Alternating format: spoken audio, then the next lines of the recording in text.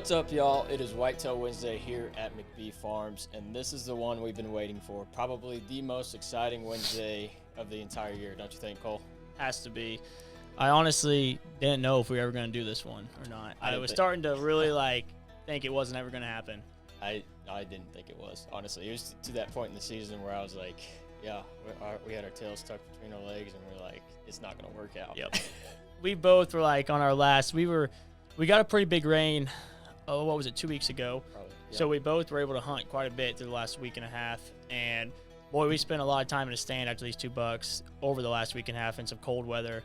And finally, actually back-to-back days within 24 hours, me, you, and our buddy Wyatt off of the farms all killed just studs. All of our biggest deer bucks. Yeah. The number 1 bucks for each of us going into the year, and then also our biggest deer of our lives. So what a 24 hours. I don't think it can get any better than that. We've never had a 24 hours like that. So. Man, so how did you kill your deer?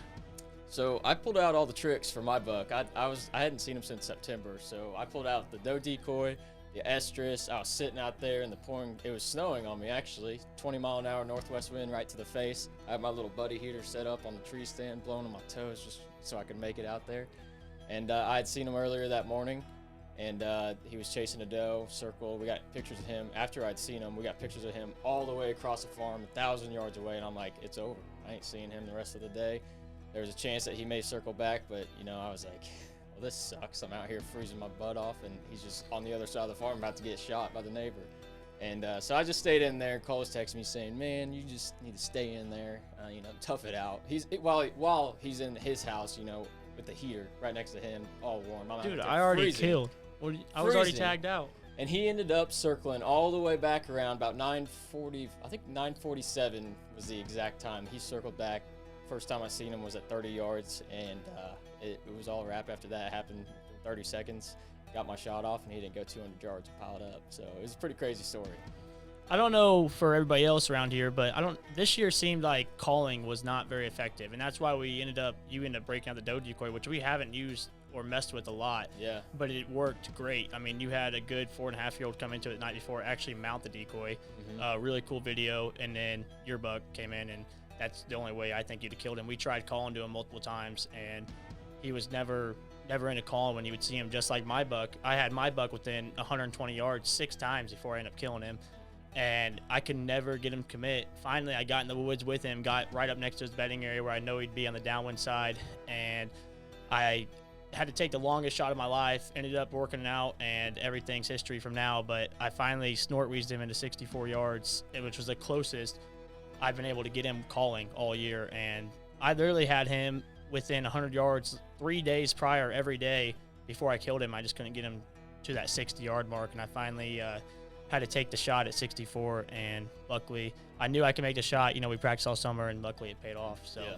I think that just shows that old tactics don't always work, and sometimes you got to change the game up and figure out new ways to kill your buck. Yeah, I mean, both of us really, like my deer, I mean, it was 10:15 when I killed him, and I was in my second stand of the day, planning on sitting there the rest of the day. Already seen him once and made a really aggressive move. Was in the stand. That's my second setup for 5 minutes. Which this is the perfect time of year to be aggressive with your bucks. Yeah, I mean, it was a day before rifle season. Yeah. Everybody knows how Missouri rifle season is. We were both scrambling, trying to figure out how to get our deer killed. And you did it the opening day. I did it the day before. So it was close. We came down to the wire, but and boy, we glad, because I don't know, anybody from northern Missouri or from Missouri alone knows how good the weather was last weekend, and I'm not sure that we have a buck alive still over 4.5 years old. It was rough.